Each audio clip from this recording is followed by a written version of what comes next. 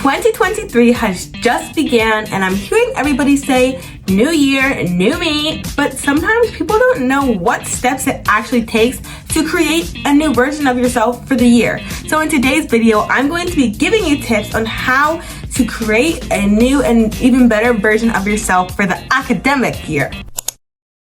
Break has just ended and everyone is now settling into school. It just seems overwhelming because there's a huge thought in your mind that you just want to do better this year than other years, but you just don't really know what to do. You start off your academic year with 1 year, and now you're at the second chunk of your academic year and there's a new calendar year to go with. And it can just be very pressuring. Today, I'm going to give you all the tips on how to do well. Hey besties, welcome back to my channel. If you're new here, hello, my name is Aleyna. And as I've said at least 10 times now, in today's video, I'm going to be giving you tips on how to make this your best academic year yet. I'm going to be covering 4 different topics. These are class, how to behave in class, how to improve in actual class. Then grades, how to move your grades up. Sports, I do a lot of sports and I think they're super fun. Relationships, relationships with your friends and things like that. Also, don't forget to subscribe, and turn on those post notifications so you get notified every time I post a new video. And let's go. Starting off with class. At my school, we have 8 different class periods. I know some other people, you have 5 or 6 and they rotate and they have A or B days. So I know it's very different for everybody, but I'm trying to be as general as possible. Starting off, your first periods of the day, I know that it's most schools start pretty early, or generally earlier that you would wake up on a weekend and you're very tired and you don't want to do the work and it's just exhausting, especially if you have one of your challenging classes in the beginning. This place sucks. But I do encourage you to talk as in answering questions and communicating with your teacher, because that'll help you get on the good side of your teacher and just show your teacher that you know what you're doing. I used to struggle with raising my hand because I'm scared to get it wrong. But then when you really think about it, in 20 years from now, are you really going to remember one time in middle school where I got a question wrong in front of everybody? It was so embarrassing. No, and it's really not going to affect you going forward. So don't stress about getting a question wrong. I know it's scary and I know it's easier said than done, but realistically on the long scale of things, is it really that bad? I know it feels that bad in the moment, but you're probably not even going to remember it in a month. Just don't stress about it. As I was talking to you guys about talking, I say don't talk too much because then your teacher will just get angry with you, if you're talking to the people around you during class time. But I do say talk enough when you're allowed to talk, so then you can build relationships with people and make friends, because I feel that's what's really important. And that's why when there was quarantine in place and we were doing school from home, it was really hard for a lot of people because you couldn't create friendships with people because you really couldn't see them. But now that most people are now having the opportunity to talk to other people and make new friendships, go for it, because if you find good people, then friendships are amazing. Another thing that I was talking to you guys about were teachers and getting on the good sides of your teachers, and I definitely think that this is detrimental. If you get on a good side of a teacher, then if you do something wrong or you want to remediate on something or you want extra credits, you have a better chance of them approving your request, if that makes sense, or accepting your request. Because if your teacher is starting to notice that you're a really bad student and then you're oh no, I failed a test, I'm gonna ask for remediation, they're more likely to say no, because they're probably why would I let you remediate on the test? You probably wouldn't have failed this test if you were paying attention and if you weren't being a distraction to the class. But if they know that you're an attentive listener and a learner that's very efficient and that's organized with themselves, then they'll probably be okay, I'll give you points back, or maybe 1 partial credit, which is better than nothing. Definitely try to have good communication with your teacher. Oh, here's another thing, emails. Do not be afraid to email your teachers. That's something that I'm working on with myself as well, because I know in the past I've been afraid to email my teachers because I don't want to sound annoying. But why else would they give you their email? Just email them. Another thing, which is kind of I covered this already, but I just want to say make sure to ask a lot of questions, whether it's in email or in person. I think it's easier to do it in person because they can give you that answer right away.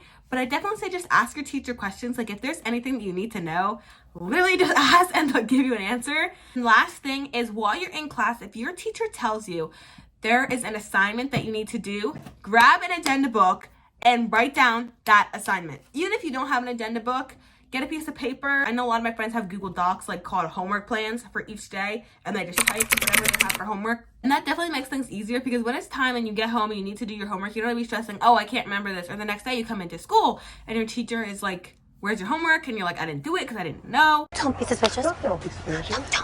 Don't be suspicious. Don't be suspicious. Don't be suspicious. Don't. Now, my school likes to provide agenda books for the students, but what I did is I actually got my own agenda book in addition to, because I feel like this agenda book definitely helps me plan my stuff out better, because it's not like very small, it's like bigger and I have more room to write, and it like breaks things down into time. I use this for my schoolwork and like whatever I need to do at home for like YouTube and things like that. Now that I spent a total on like 7 minutes on one topic, let's hop over to the next one. And this is grades. Grades are a huge part of school, and I know like a lot of people stress over them, and there are also other people who are like, I just don't care. So let's start. I personally take my grades very seriously. Some may say I take them too seriously. Personally, I think that they're always important. Like, I've always thought they were important since elementary school, because I think that if you don't have like the good understanding of like how to plan your things out and how to do like your assignments and how to work, if you have just not been worrying about your grades and putting off all your assignments in middle school, in high school, you're not going to be able to have that structure built into your body to know that you need to get your work done. Like, just get it done. Like, it won't be muscle memory, and it'll be a lot harder and a lot more challenging. Also, sometimes the grades that you get in middle school are what helps you get into better opportunities for high school, and then that's what colleges will look at. So it's kind of like a big like track. I'm not saying to overstress yourself, but just don't put everything off, because I feel like that'll be more difficult in the long run. And the next thing I have is speak up. If you don't understand why you have received a grade that was either so high or so low, or like if you got a grade that was super high on something and you're like, I need to know what I did so I can continue to get a grade this high. Or if you scored really low and you need to ask your teacher, why did I score so low, so I know not to do these things? Or why did I score so low, so you can maybe like have a conversation with your teacher to bring it like up to here, or like wherever. But I just think it's very important to speak up about your grades so you can get the best ones possible. The next thing I have is sports. As someone who participates in many sports, whether or not it's in school or out of school sports, I think this is very, very important. So I definitely think you should listen up to this. Try in your sports. Yeah, just literally try. You are a part of a team, most likely, because most sports do it that way. And when you don't try, you're just like sacrificing for like the other teammates. Like, if you don't enjoy the sport and you don't want to try, then do not do a sport that you do not find like enjoyment in, because then you're just ruining it for the rest of your teammates. If your team's energy is like up here and your negativity is just going to pull the team down, and you're just going to make your team perform not as well, whether it's at practice or at like a game or like a competition, it's just not going to go well. So just definitely be positive.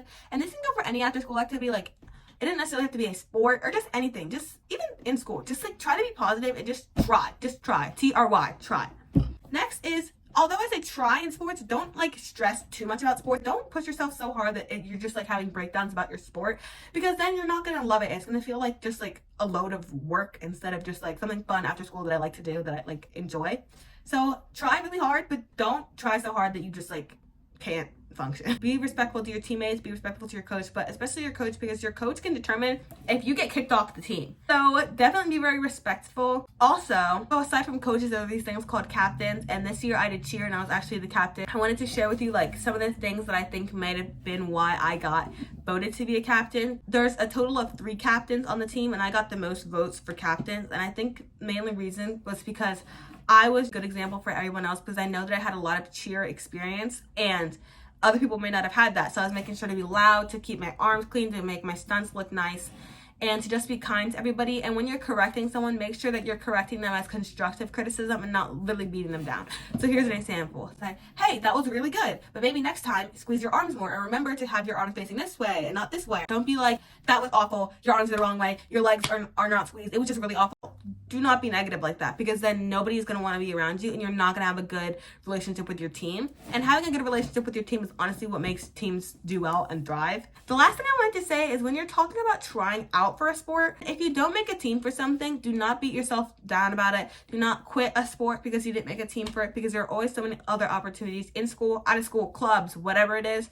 And just keep doing a sport just because you love it. Just do it. Like Nike, just do it. The last thing that I have to say are relations and relationships.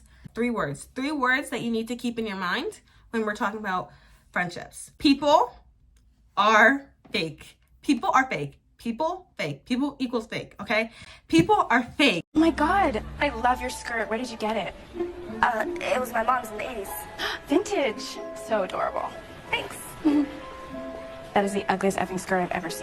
This is something that I actually had to experience last year. There was just somebody who I was friends with and like who was in my circle, and they were just a fake friend. And people will use you, people will spread rumors about you, people will just be genuinely rude people. Not because they're jealous of you. And people might say to themselves, why are they jealous of me? But there will be things that you subconsciously do or things that you don't even notice will make people jealous of you, and they'll be very angry with you. But I think the best thing to think about it is, don't think about it as, oh my gosh, I hate this person so much. Think about it as, it's sad that you are really so angry at somebody that you want to do everything in your power to make their life miserable. So I think just to always look at it in the positive light.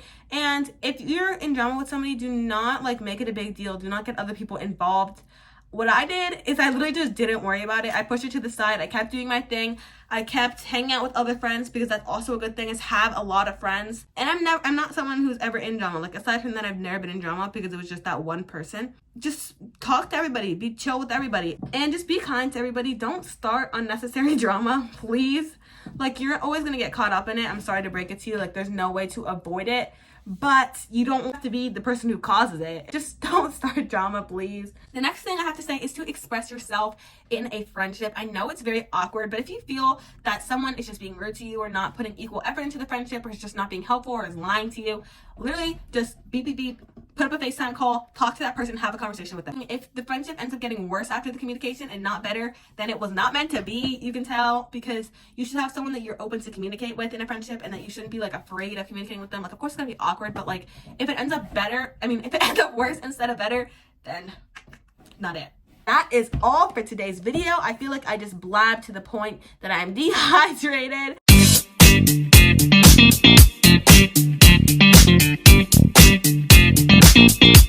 This was a very long video, but I just wanted to make this because today is my first day back at school after break, and I felt like today was a bad day. You know, today was a bad day. There was a lot of things that went wrong today, but it wasn't a bad day that I wanted to come home and just mope. Today was a bad day, but I came home and I was in a good mood and I had energy.